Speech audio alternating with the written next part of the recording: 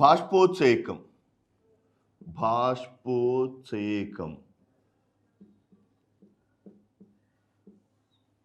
ఈ చాప్టర్ సాధారణంగా వృక్షాలు మరియు నీటి సంబంధితం, ప్లాంట్ అండ్ వాటర్ రిలేషన్. వృక్షాలు తమ యొక్క ఉష్ణోగ్రతను పరిసరాలకు అనుగుణంగా మార్చుకోవడానికి వివిధ రకాలైనటువంటి జీవక్రియలను చూపుతుంటాయి. వాటిలో ప్రధానమైనటువంటి జీవక్రియ బాష్పోత్సేకం.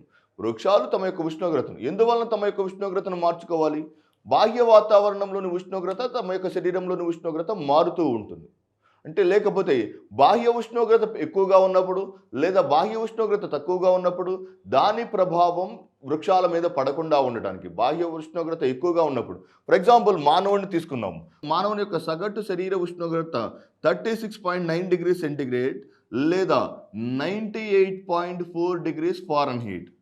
ఈ ఉష్ణోగ్రత కలిగినటువంటి మానవుడు 36.9 డిగ్రీ సెంటిగ్రేడ్ కలిగినటువంటి మానవుడు బాహ్య వాతావరణంలోకి లేదా ఎండలోకి వెళ్ళినప్పుడు బాహ్యంగా ఎండలో 41 డిగ్రీల సెంటిగ్రేడ్ ఉందనుకున్నాం. ఆ ఉష్ణోగ్రత ప్రభావం తన యొక్క శరీర వ్యవస్థల మీద పడకుండా ఉండటానికి మానవుడు నీటిని స్వేదం రూపంలో విడుదల చేస్తాడు. అంటే 41 డిగ్రీల ఉష్ణోగ్రతను తన శరీరంపై పడకుండా ఉండడానికి, 41 డిగ్రీల సెంటిగ్రేడ్ ఉష్ణోగ్రత ప్రభావం తన శరీరంపై పడకుండా ఉండడానికి మానవుడు నీటి బిందువుల రూపంలో విడుదల చేయటాన్ని స్వేదం అంటాం. అలాగే అదే వృక్షాలకు వచ్చింది అనుకోండి. ఫర్ ఎగ్జాంపుల్ వృక్షాల్లో ఉన్నటువంటి ఉష్ణోగ్రత బాహ్య ఉష్ణోగ్రత ప్రభావానికి లోను కాకుండా బాహ్యంగా వృక్షాలకు కూడా 41 డిగ్రీల సెంటిగ్రేడ్ ఉష్ణోగ్రత ఉందనుకుందాం. బాహ్యంగా ఉన్నటువంటి ఉష్ణోగ్రత ప్రభావం వృక్షాల మీద పడకుండా ఉండటానికి వృక్షాలు జరిపే జైవిక చర్యను, జైవిక అంటే జీవం కల చర్య, మిగిలిన చర్యల్లోకి ఈ చర్యకు చాలా ప్రాధాన్యత ఉంటుంది. ఎందుకంటే ఇది జైవిక చర్య. అంటే బాష్పోత్సేకంలో మీరు గమనించవలసింది ఏంటంటే వృక్షాలు తమ యొక్క ఉష్ణోగ్రతను పరిసరాలకు అనుగుణంగా మార్చుకోవడానికి నీటి ఆవిరి రూపంలో గుర్తుపెట్టుకోవాలి. ఇక్కడ మానవుడేమో తన యొక్క ఉష్ణోగ్రతను పరిసరాలకు అనుగుణంగా మార్చుకోవడానికి నీటి బిందువుల రూపంలో విడుదల చేస్తున్నాడు. కానీ వృక్షాలు మాత్రం మానవుడి కన్నా ఈ విషయంలో వృక్షాలు చాలా ఆధునికమైనవి. వృక్షాలు తమ యొక్క ఉష్ణోగ్రతను పరిసరాలకు అనుగుణంగా మార్చుకోవడానికి నీటి ఆవిరి రూపంలో విడుదల చేసే జైవిక క్రియనే బాష్పోత్సేకం అని అంటారు. ఇంకొకసారి విను. వృక్షాలు తమ యొక్క ఉష్ణోగ్రతను పరిసరాలకు అనుగుణంగా మార్చుకోవడానికి నీటి ఆవిరి రూపంలో విడుదల చేసే జైవిక క్రియను బాష్పోత్సేకం అంటారు. అంటే ఈ బాష్పోత్సేకం ఎలా జరుగుతుంది? ఏ కారకాల వల్ల ప్రభావితమవుతుంది ఈ బాష్పోత్సేకం? ఏ సమయంలో జరుగుతుంది? ఎన్ని రకాలుగా జరుగుతుంది అనేది ఈ చాప్టర్లోని ప్రధానమైన సంఘటనలు. మనం డెఫినేషన్ గురించి చూసాం. నీటి ఆవిరి రూపంలో పరిసరాలకు అనుగుణంగా మార్చుకోవడానికి చేసే ప్రక్రియ అని చెప్పాం. మరి ఈ బాష్పోత్సేకం ఎలా జరుగుతుంది? వృక్షాలు తమ యొక్క ఉష్ణోగ్రతను పరిసరాలకు అనుగుణంగా మార్చుకునే క్రమంలో వాటి యొక్క ఆకులపై చిక్కుడు గింజ ఆకారంలోని పత్రరంధ్రాలు అని అంటారు. ఈ పత్రరంధ్రాలలో మనకి ఒక జత చిక్కుడు గింజ ఆకారంలోని రక్షక కణాలు కనిపిస్తాయి. ఈ పత్రరంధ్రాలని స్టొమాటాగా పరిగణిస్తారు. ఆకులపై, కాండంపై సాధారణంగా పత్రరంధ్రాల ద్వారా బాష్పోత్సేకం అధికంగా జరుగుతుంది. ఈ పత్రరంధ్రాలలో తిరిగి ఒక జత చిక్కుడు గింజ ఆకారంలోని రక్షక కణాలు కనిపిస్తాయి. ఈ రక్షక కణాలు దగ్గరగా రావటం లేదా దూరంగా జరగటం అనే దృగ్విషయం మీద బాష్పోత్సేకం ఆధారపడి ఉంటుంది. ఒకవేళ అవి దగ్గరగా జరగడం జరిగితే వీటి మధ్య ఖాళీ ఏర్పడదు కనుక, ఒకవేళ వీటి మధ్య ఈ రక్షక కణాలు రెండు దగ్గరగా వస్తాయి, వాటి మధ్య ఖాళీ ప్రదేశం ఏమీ ఉండదు కనుక బాష్పోత్సేకం జరగదు. ఒకవేళ ఈ రెండు రక్షక కణాలు దూరంగా జరిగితే మధ్యలో ఏర్పడే ఖాళీ ప్రదేశం గుండా బాష్పోత్సేకం అనే దృగ్విషయం జరుగుతుంది. దృగ్విషయం జరుగుతుంది. అంటే ఫర్ ఎగ్జాంపుల్ బాగా ఎండగా ఉందనుకోండి, బాహ్య వాతావరణంలో ఎండ బాగా విపరీతంగా ఎండ సోకుతుంది అనుకోండి.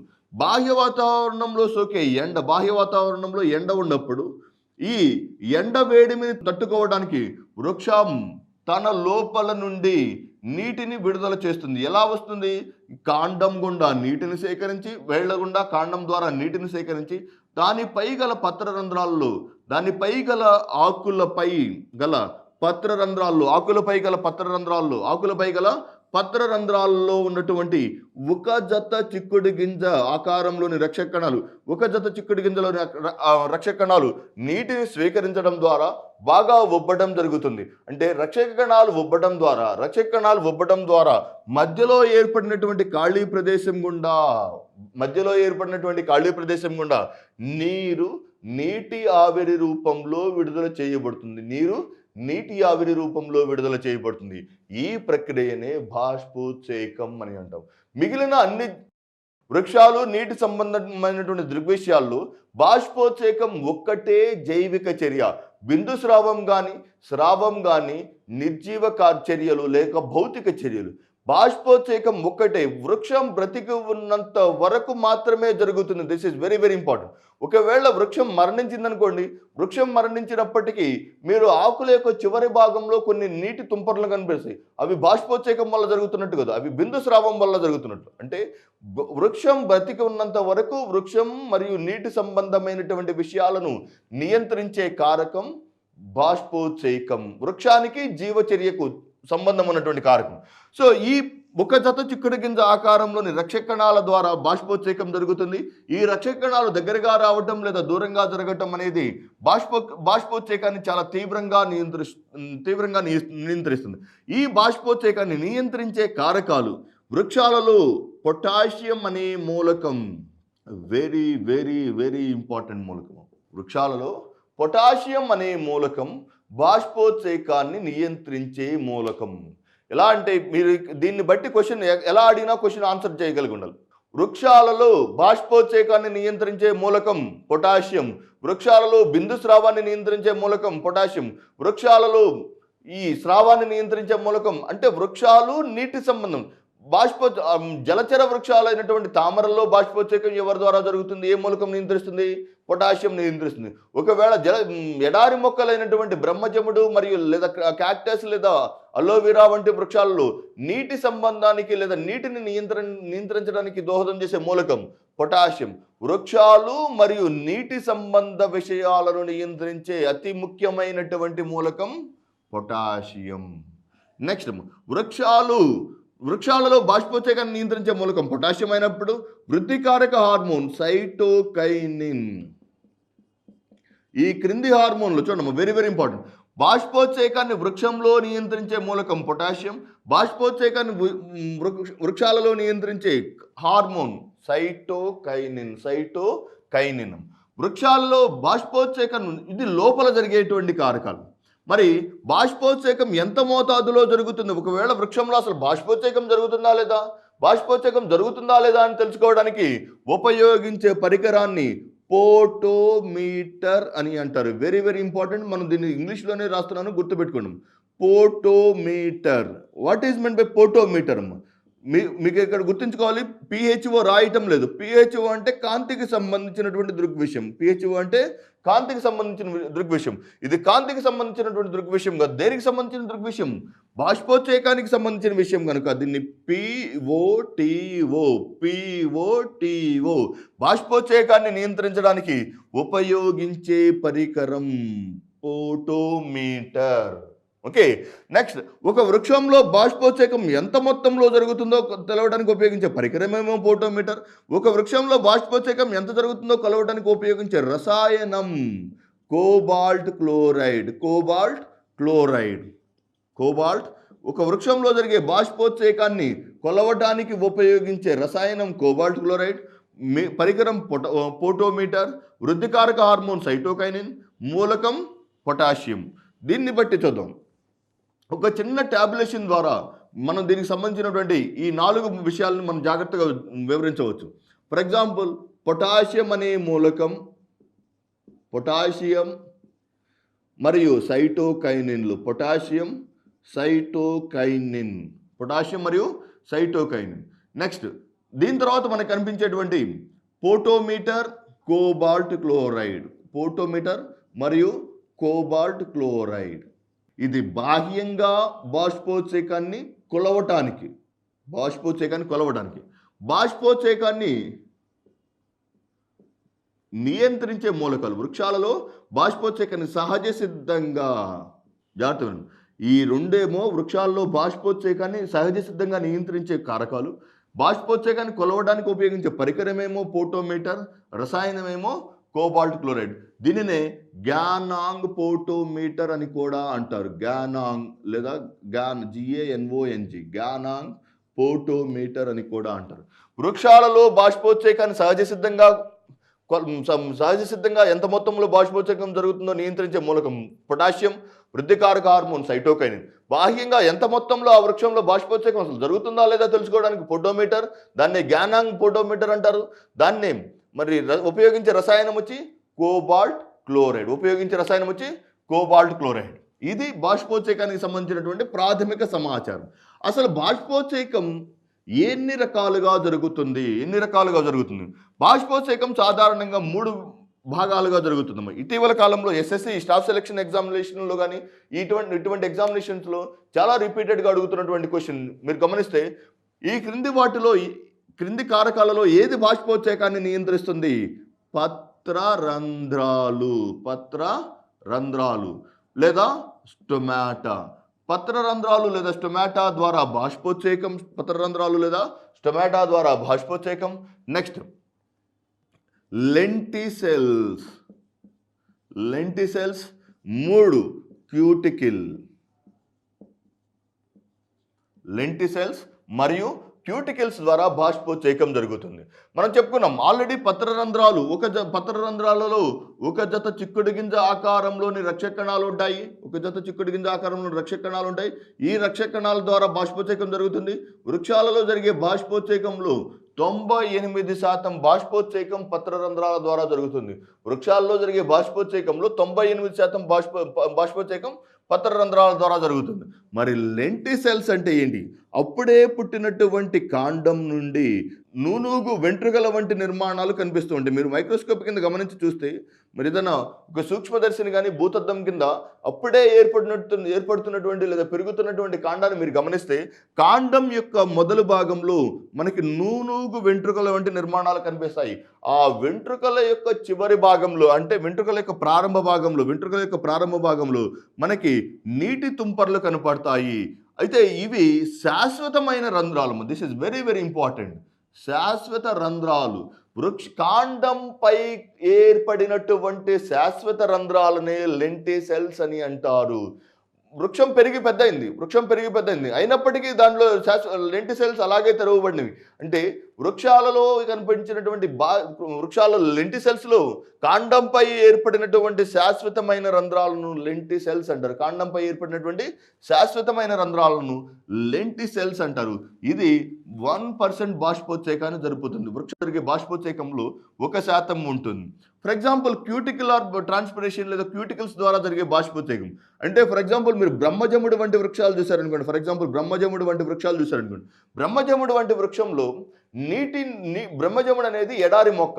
ఈ బ్రహ్మజముడు ఎడారి మొక్క కనుక దానిలోని నీటి అనుకూలత కొరకు కాండం ఆకుపచ్చగా కనిపిస్తూ బాష్పోత్సేకాన్ని నియంత్రిస్తుంది. ఈ ఆకుపచ్చగా ఉంటూ ఇది కిరణజన్య సంయోక్రిని చూపుతుంది. ఆకులు ముళ్ళవలే రూపాంతరం చెందినాయి. ఇవి ముళ్ళవలే ఉండడం మీరు చూస్తే బ్రహ్మజముడు కానీ లేకపోతే అలోవెరా వంటి వృక్షాల్లో మీకు ముళ్ళ వంటి స్పైన్ వంటి నిర్మాణాలేమో ఆకుల యొక్క రూపాంతరం. కాండం ఎలా మారింది? కాండం ఆకుల వరే మారింది. అంటే ఆకుల పనేమో కాండం చేస్తుంది, రక్షించాల్సినటువంటి విధినేమో ఆకులు చేస్తుంది. ఈ భాగంలో మీరు క్యాక్టస్ కానీ లేదా బ్రహ్మజముడు వంటి వృక్షం కానీ తామర వృక్షం కానీ చూస్తే దానిపైన లేత మైనపు పొరతో ఏర్పడినటువంటి నిర్మాణం కనిపిస్తుంది. దానినే క్యూటికిల్ లేదా అవభాసిని అని అంటారు. క్యూటికిల్ లేదా అవభాసిని అంటారు. ఈ అవభాసిని బాష్పోత్సేకాన్ని చాలా తక్కువ మొత్తంలో జరుపుతుంది. ఇది కూడా దాదాపుగా 1% కన్నా తక్కువ బాష్పోత్సేకాన్ని చూపించే వృక్షంలోని భాగం క్యూటికిల్. అంటే బాష్పోత్సేకం 3 భాగాల ద్వారా జరుగుతుంది. పత్రరంధ్రాలు లేదా స్టొమాటా ద్వారా దాదాపుగా బాష్పోత్సేకం పూర్తి అవుతుంది. లెంటిసెల్స్ ద్వారా బాష్పోత్సేకం చాలా తక్కువ మొత్తంలో జరుగుతుంది. క్యూటికల్ ద్వారా ఇంకా తక్కువ మొత్తంలో జరుగుతుంది. వృక్షాలపై లేదా కాండంపై ఏర్పడినటువంటి శాశ్వతమైన రంధ్రాలను లెంటిసెల్స్ అంటారు. కాండంపై సాధారణంగా ఆకులలో కనిపించేటువంటి శాశ్వతమైన రంధ్రాలను పత్రరంధ్రాలు అని అంటారు. పత్రరంధ్రాలు అని అంటారు. సో ఈ విధంగా ఇన్ని 3 రకాలుగా జరిగేటువంటి బాష్పోత్సేకంలో ఇలాగే అడిగాడు ఎగ్జామినేషన్. ఈ క్రింది కారకాల్లో ఎవరి ద్వారా బాష్పోత్సేకం జరుగుతుంది? ఆప్షన్ ఏ పత్రరంధ్రాలు, ఆప్షన్ ఏ పత్రరంధ్రాలు, option B lenticels, option C అవభాసిని లేదా క్యూటికిల్, అవభాసిని లేదా cuticle, option D all the above పైవన్నీ లేదా పైవన్నీ. అంటే పత్రరంధ్రాల ద్వారా బాష్పోత్సేకం జరుగుతుంది, లెంటిసెల్స్ ద్వారా బాష్పోత్సేకం జరుగుతుంది, అవభాసిని లేదా క్యూటికల్ ద్వారా కూడా బాష్పోత్సేకం జరుగుతుంది. నెక్స్ట్ ఈ బాష్పోత్సేకం జరగడానికి వెరీ వెరీ ఇంపార్టెంట్. ఇలా బాష్పోత్సేకం జరుగుతున్నప్పుడు బాష్పోత్సేకాన్ని నియంత్రించే కారకాల గురించి చెప్పుకున్నాం. బాష్పోత్సేకం ఎన్ని రకాలు, వృక్షాల్లో ఏ వృక్షాల్లో ఎలా జరుగుతుంది? Very very important. వృక్షాలలో ఉన్నటువంటి బీజ దళాల సంఖ్య ఆధారంగా లేదా విత్తనాలలో ఉన్నటువంటి బీజ దళాల సంఖ్య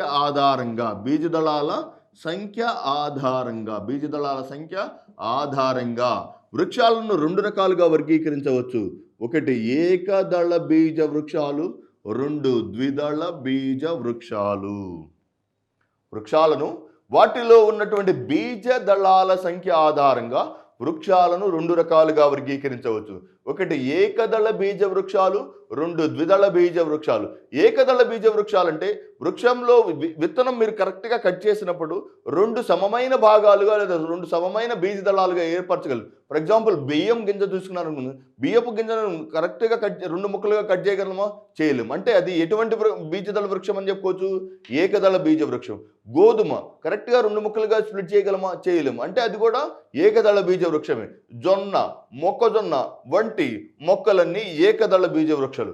వేరుశెనగ, మీరు వేరుశెనగలోని గింజను 2 సమమైన భాగాలుగా విభజించగలం కనుక అది 2 బీజ దళాలను కలిగి ఉంది కనుక అది ద్విదళ బీజ వృక్షం. ఫర్ ఎగ్జాంపుల్ మీరు చూస్తే మినుము లేదా పెసర వంటి పత్తి వంటి మొక్కల్లో వాటిలోని బీజ దళాలు 2 ఉంటాయి కనుక దాన్ని ద్విదళ బీజ వృక్షం అని, దీనిని ఏకదళ బీజ వృక్షం అని అంటారు. ఈ ఏకదళ బీజ వృక్షంలో వ్యత్యాసాలు చూద్దామా? Very very important. మీరు ఇక్కడ గుర్తుపెట్టుకోవాల్సిన పాయింట్ ఏంటంటే ఏకదళ బీజ వృక్షాలలో బాష్పోత్సేకం ఎక్కువగా జరుగుతుంది. ఏకదళ బీజ వృక్షాలలో బాష్పోత్సేకం అత్యధికంగా లేదా ఎక్కువగా జరుగుతుంది. ఎందువలన ఎక్కువగా జరుగుతుంది బాష్పోత్సేకం? సాధారణంగా వృక్షాలు తమ యొక్క ఉష్ణోగ్రతను మార్చుకోవడానికి కానీ లేకపోతే అనేక రకాలైనటువంటి జీవక్రియలను బట్టి కానీ వాటిలో ఉన్నటువంటి నీటి నిల్వ సామర్థ్యం, కాండం ఫర్ ఎగ్జాంపుల్ చూడండి, వెరీ వెరీ సింపుల్. కాండం చాలా ప్రాథమికమైన కాండం అనుకోండి. ఫర్ ఎగ్జాంపుల్ కాండం ప్రాథమిక కాండమైనప్పుడు నీటి నిల్వ సామర్థ్యం ప్రాథమిక కాండంలో నీటి నిల్వ సామర్థ్యం తక్కువగా ఉంటుంది, అంతే కదా. ఫర్ ఎగ్జాంపుల్ గడ్డి జాతి మొక్కలు ఉన్నాయి అనుకోండి, గడ్డి జాతి మొక్కలు కానీ లేకపోతే వరి మొక్కలో కానీ కాండం ఎలా ఉంటుంది? చాలా బలహీనమైన కాండం ఉంటుంది. బలహీనమైన కాండంలో నీటి నిల్వ సామర్థ్యం ఎలా ఉంటుంది? తక్కువగా ఉంటుంది. అంటే నీరు ఎప్పుడు కావాలంటే అప్పుడు తీసుకోవటం, ఎక్కువగా వచ్చిన నీటిని వెంటనే బాష్పోత్సేకం ద్వారా బయటకు పంపించడం. అంటే బాహ్య వాతావరణానికి తగ్గట్టుగా ఇవి తాము ఎక్కువగా కాపాడుకోలేవు కనుక అవి ఎక్కువ మొత్తంలో బాష్పోత్సేకాన్ని చూపుతూ ఉంటాయి. Very very important. ఏకదళ బీజ వృక్షాలు ప్రాథమికమైన కాండాన్ని కలిగి ఉంటాయి కనుక నీటి నిల్వ సామర్థ్యం చాలా తక్కువగా ఉంటుంది. ప్రాథమికమైన కాండాన్ని కలిగి ఉంటాయి కనుక నీటి నిల్వ సామర్థ్యం తక్కువగా ఉంటుంది కనుక బాష్పోత్సేకం అధికంగా జరుగుతుంది. బాష్పోత్సేకం అధికంగా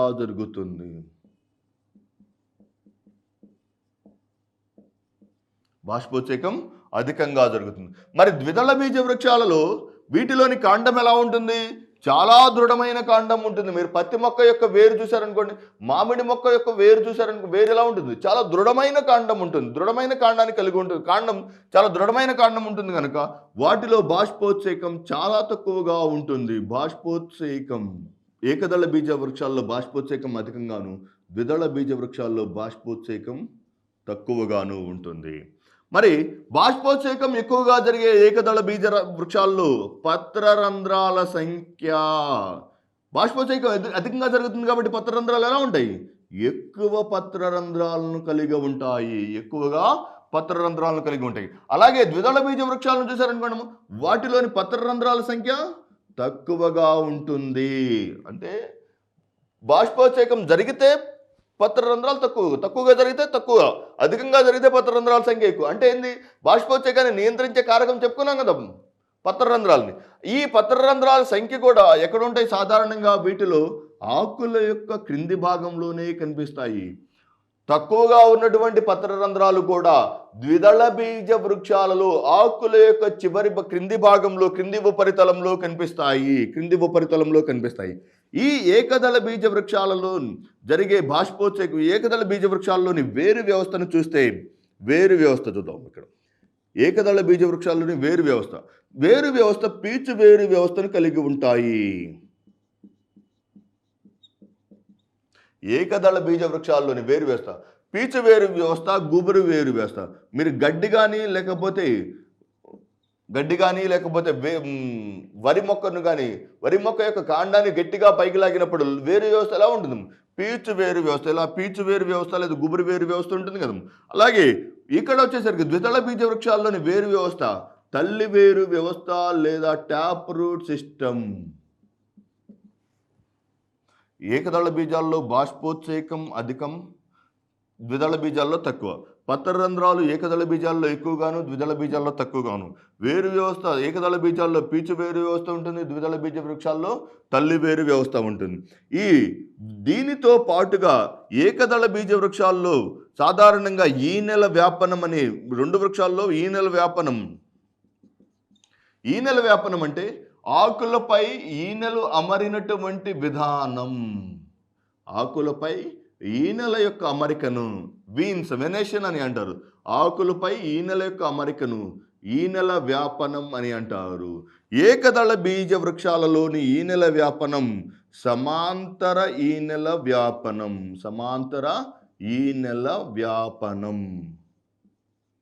ఏకదళ బీజ వృక్షాల్లోని ఈనెల వ్యాపనం సమాంతర ఈనెల వ్యాపనం. ద్విదళ బీజ వృక్షాల్లోని ఈనెల వ్యాపనం జాలాకార ఈనెల వ్యాపనం లేదా ఆల్టర్నేట్ జాలాకార ఈనెల వ్యాపనం ద్విదళ బీజ వృక్షాల్లోను. ఏకదళ బీజ వృక్షాల్లో సమాంతర ఈనెల వ్యాపనం కనిపిస్తుంది. అంటే మీకు ఇక్కడ పాయింట్ ఎసెన్స్ ఏంటంటే, ఏకదళ బీజ వృక్షాల్లో బాష్పోత్సేకం జరుగుతుంది, ఎక్కువ మొత్తంలో పత్రరంధ్రాలు. దీని అప్లికేటివ్ క్వశ్చన్స్ ఎలా అడగవచ్చు చూడండి. ఫర్ ఎగ్జాంపుల్ ఒక ప్రాంతంలో హుదూద్ తుఫాన్ కానీ, ఏదైనా ఒక తుఫాన్ వల్ల కానీ, ఒక కరువు వల్ల కానీ, ఏదైనా ఒక ప్రాంతంలో పంటలన్నీ నష్టపోయినప్పుడు ఆ ప్రాంతంలో ఉన్నటువంటి ఏ మొక్కలు నష్టపోతాయి అధికంగా? ఏకదళ బీజ వృక్షాలు, వాటిలోని కాండం ప్రాథమికమైన కాండం ఉంటుంది కాబట్టి, ఏకదళ బీజ వృక్షాల్లోని కాండం ప్రాథమికమైన కాండం ఉంటుంది కాబట్టి, వాటి యొక్క నీటి నిల్వ సామర్థ్యం తక్కువగా ఉంటుంది కాబట్టి వెంటనే తుఫాన్ల యొక్క తాకిడికి ముందుగా గురయ్యే వృక్షాలు ఏకదళ బీజ వృక్షాలు. ఫర్ ఎగ్జాంపుల్ ఒక ప్రాంతంలో వరి, ప్రత్తి, వేరుశెనగ, శనగ అనే 4 పంటలు వేశారు. ఈ క్రింది 4 పంటల్లో ఏ పంట తుఫాను తాకిడికి ముందస్తుగా గురవుతుందంటే తప్పనిసరిగా ఎవరిని చెప్పాలి? ఏకదళ బీజ వృక్షాలు. ఎందువల్ల? వాటిలోని కాండం యొక్క వ్యవస్థ చాలా ప్రాథమికమైన కాండ వ్యవస్థను కలిగి ఉంటాయి. కనుక బాష్పోత్సేకం అధికంగా చూపే క్రమంలో వెంటనే అవి చనిపోవటం అనేది జరుగుతుంది. బిందు స్రావం పేరులోనే ఉంది చూడండి. బిందు స్రావం అంటే బాష్పోత్సేకానికి బిందు స్రావానికి వ్యత్యాసం చూస్తే మీకు చాలా ఈజీగా అర్థమవుతుంది. బాష్పోత్సేకం లేదా ట్రాన్స్పిరేషన్లో ఏమని చెప్పుకున్నాం? నీరు ఏ రూపంలో విడుదలవుతుంది? నీటి ఆవిరి రూపంలో విడుదలవుతుంది. మరి బిందు స్రావంలో నీరు ఏ రూపంలో విడుదలవుతుంది? బిందువుల రూపంలో విడుదలవుతుంది.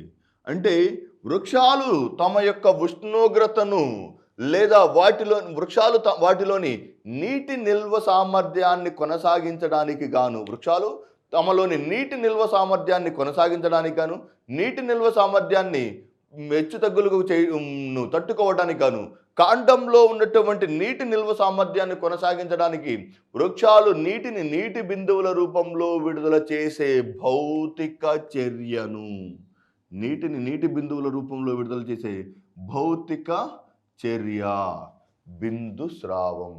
వృక్షాలు నీటిని నీటి ఆవిరి రూపంలో విడుదల చేస్తే అది బాష్పోత్సేకం. నీటిని నీటి బిందువుల రూపంలో విడుదల చేస్తే అది బిందు స్రావం. బిందు స్రావం అంటే బాష్పోత్సేకం జరగడానికి దోహదం చేసే కారకమేమో పత్రరంధ్రాలు అయితే, బాష్పోత్సేకం పత్రరంధ్రాల ద్వారా జరిగితే బిందు స్రావం హైడతోడ్స్ అనే పరికరాల ద్వారా జరుగుతుంది.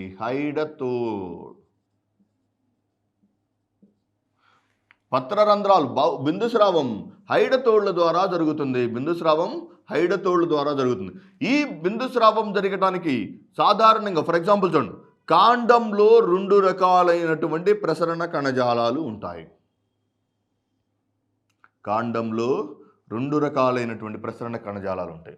లోపల ఉన్నటువంటి కాండం మధ్యలో ఉన్నటువంటి ప్రసరణ కణజాలాన్ని జైలం అని, బాహ్యంగా ఉన్నటువంటి ప్రసరణ కణజాలాన్ని ఫ్లోయం అని అంటారు. ఇది ఇంగ్లీష్లో ఎందుకు రాస్తున్నాను తర్వాత మీకు అర్థమవుతుంది. వృక్షాల యొక్క కాండం మధ్య భాగంలో ఉన్నటువంటి ప్రసరణ కణజాలాన్ని అంటే జైలంను ఆవరించినటువంటి ప్రసరణ కణజాలాన్ని ఫ్లోయం అని అంటారు. ఫర్ ఎగ్జాంపుల్ కాండాన్ని చూశారనుకోండి, కాండం చూసినప్పుడు బాహ్యంగా ఏముంటుంది, బెరడు ఉంటుంది. బెరడుకు తరువాత ఏముంటుంది, ఫ్లోయం అనే ప్రసరణ కణజాలం ఉంటుంది. ఫ్లోయంకు లోపలి వైపున కాండం లోపల అతి దృఢమైనటువంటి నలుపు రంగులో ఉన్నటువంటి ప్రసరణ కణజాలాన్ని జైలం అని అంటారు. ఈ ఇంగ్లీష్లో మీరు గుర్తుపెట్టుకోండి, ఇంగ్లీష్లో జైలం అనే పదానికి లో ఉన్నటువంటి ఎక్స్కి ముందు వచ్చేటువంటి ఆల్ఫాబెటిక్స్లో ఇంగ్లీష్ వర్ణమాలలో ఎక్స్ కన్నా ముందు వచ్చేటువంటి అక్షరం ఏంటిది, WXYZ కదా. అంటే ఎక్స్ కన్నా ముందు వచ్చే అక్షరం W. అంటే జైలం ఎవరిని తీసుకువెళ్తుంది, వాటర్ని తీసుకువెళ్తుంది. గుర్తుపెట్టుకోండి, వెరీ వెరీ ఇంపార్టెంట్ క్వశ్చన్. కాండం యొక్క మధ్య భాగంలో ఉన్న ప్రసరణ కణజాలమైనటువంటి జైలం భూమి నుంచి వేర్ల ద్వారా నీటిని తీసుకువెళ్తుంది.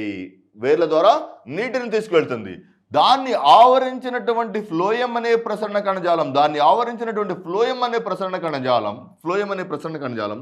దీని కాండం నుండి ఆహార పదార్థాలు మరియు లవణాలను తీసుకువెళ్తుంది.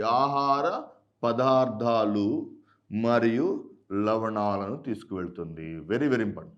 జైలం కాండం యొక్క మధ్య భాగంలో ఉన్నటువంటి జైలం నీటిని లేదా వాటర్ని తీసుకువెళ్తే కాండం యొక్క మధ్య భాగంలో బాహ్యంగా జైలంను ఆవరించినటువంటి ప్రసరణ కణజాలం ఆహార పదార్థాలు మరియు లవణాలను తీసుకెళ్తాయి. మీరు కొన్నిసార్లు వరదలు వచ్చినప్పుడు కొన్ని వృక్షాలను మీరు చూస్తూ ఉండుంటారు. వరదలు వచ్చినప్పుడు కొన్ని వృక్షాలు పడిపోయిన అన్ని వృక్షాలు ఎండిపోవు. కొన్ని వృక్షాలు మరణిస్తాయి, కొన్ని వృక్షాలు మరణించవు. మరణించినటువంటి వృక్షాలలోని ఏ కణజాలం నిర్వీర్యమైనట్టు, జైలం నిర్వీర్యమైనట్టు. ఫర్ ఎగ్జాంపుల్ కొన్ని వృక్షాలు అలా ఈ కాండం ఇరిగిపోయి ఉంటుంది, దాదాపుగా ఇలా కాండం ఇరిగిపోయి ఉంటుంది, కానీ పైన లేత ఇగురు ప్రారంభమవుతుంది. అంటే ఎక్కడో ఒక ప్రాంతంలో జైలం భూమి నుంచి నీటిని తీసుకువస్తూ ఉన్నట్టు. జైలం యథావిధిగా ఉన్నంతకాలం లేదా జైలం పూర్తిగా నాశనం కానంత వరకు వృక్షాలు సజీవంగా ఉంటాయి. వృక్షాలలోని జైలం నిర్వీర్యమైతే వృక్షం మరణించడం గమనించవచ్చు. ఓకే, అర్థమైందమ్మా. సో కాండంలో ఉన్నటువంటి 2 రకాలైనటువంటి ప్రసరణ కణజాలం జైలం మరియు ఫ్లోయం. సో దీంతో పాటుగా 2 రకాలైనటువంటి బంధాలు ఉంటాయి, ససంజన బంధాలు మరియు విసంజన బంధాలు.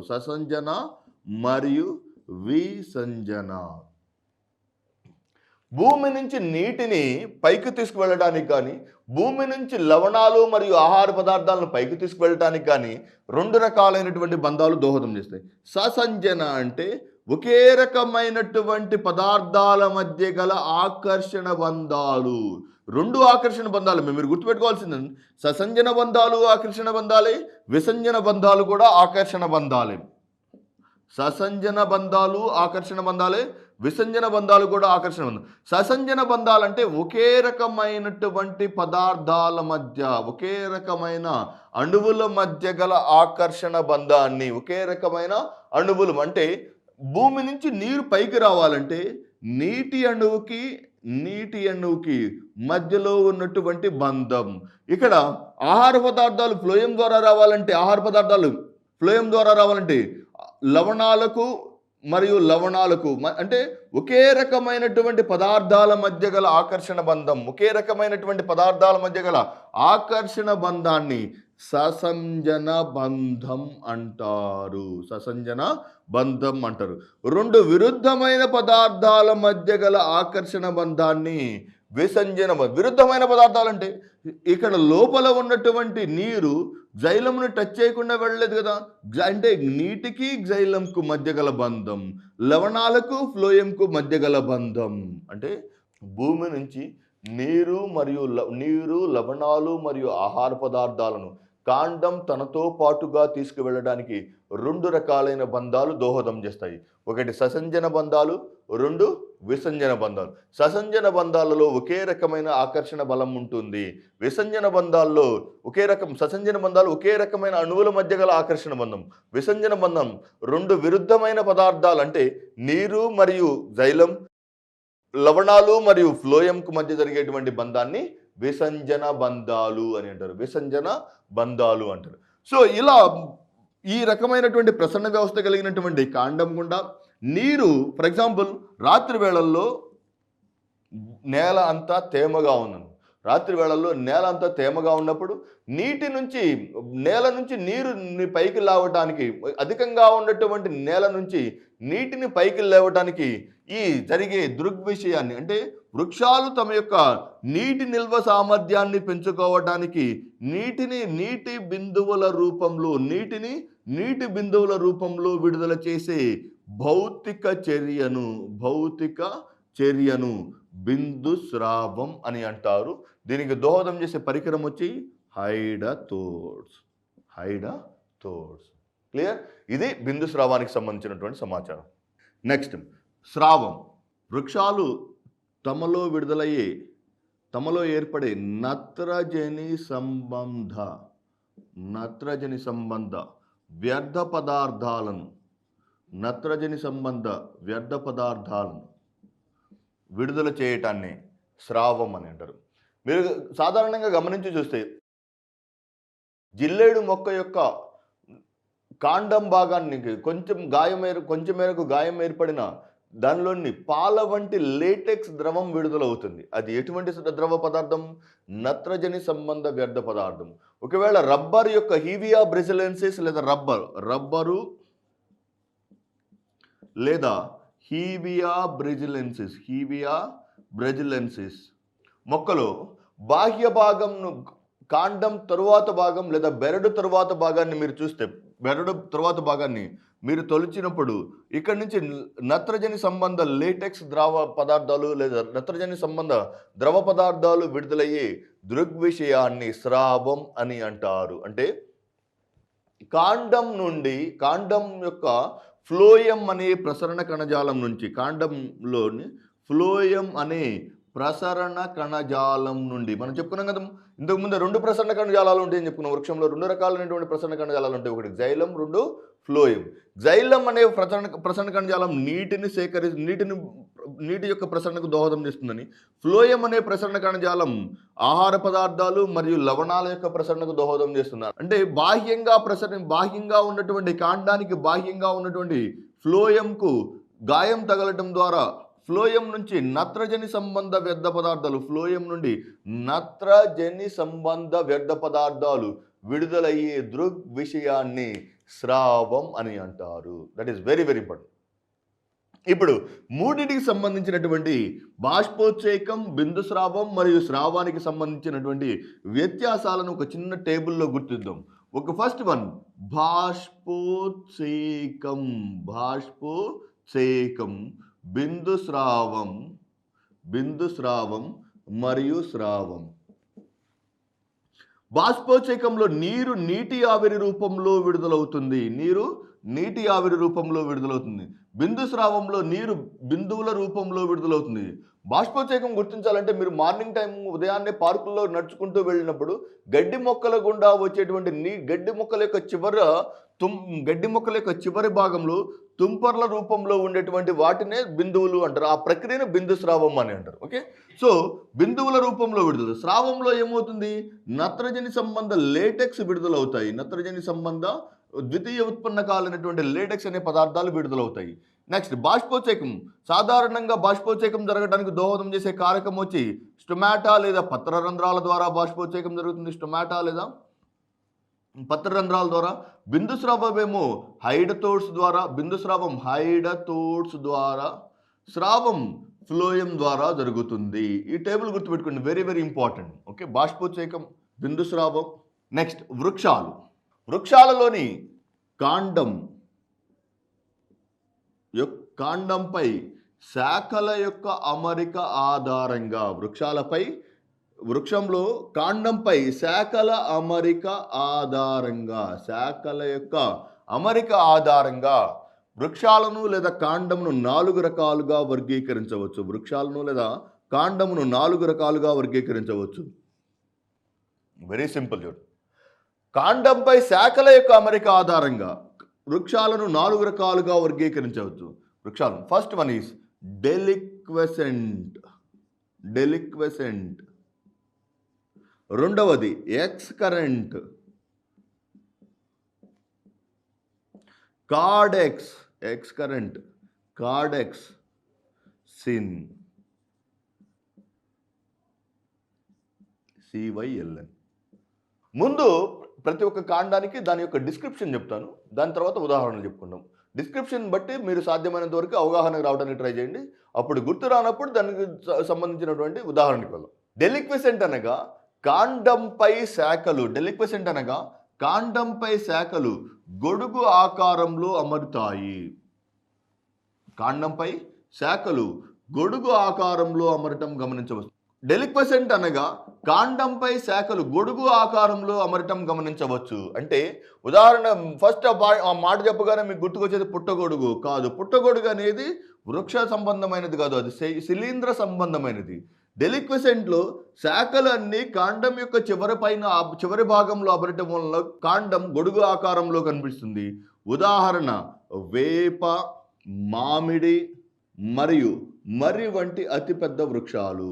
వేప చెట్టు, మామిడి చెట్టు, మర్రి చెట్టు కాండం యొక్క చివరి భాగంలో శాఖలు గొడుగు ఆకారంలో అమరి ఉండటం. Next X current. మీరు ఇంగ్లీష్లో చూస్తే బాగా అర్థమవుతుంది. ఎక్స్ మరియు కరెంట్. ఎక్స్ అంటే మీకు తెలుసు, ఎక్స్ అంటే పాత, కరెంట్ అంటే ప్రస్తుతం.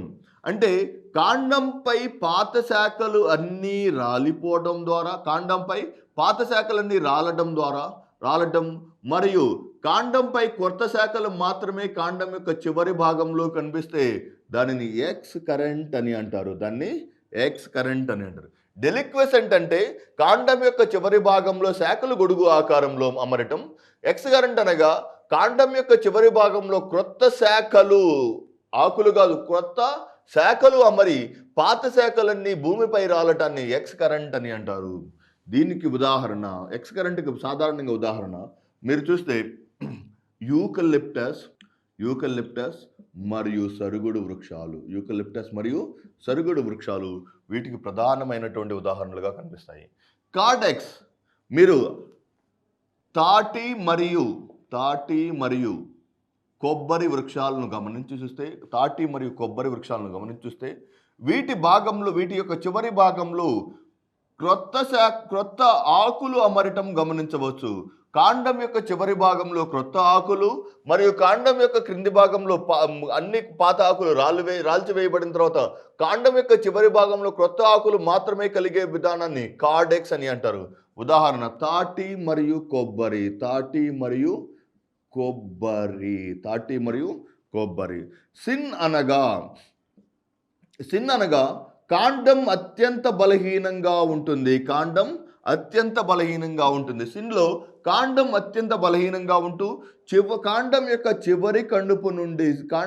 చివరి కణుపు నుండి ఆధార వేళ్ళు కలిగి ఉండటమే సిన్లో కనిపించే ప్రధానమైన లక్షణం. కాండం అత్యంత బలహీనంగా ఉంటుంది. కాండం అత్యంత బలహీనంగా ఉంటూ దాని యొక్క క్రింది కణుపు నుండి ఆధార వేళ్లను కలిగి ఉండటాన్నే సిన్ అని అంటారు. ఉదాహరణ మీరు గమనించుస్తే చెరకు, జొన్న మరియు మొక్కజొన్న. చెరకు, జొన్న మరియు మొక్కజొన్న వృక్షాలు ఉదాహరణగా చెప్పుకోవచ్చు.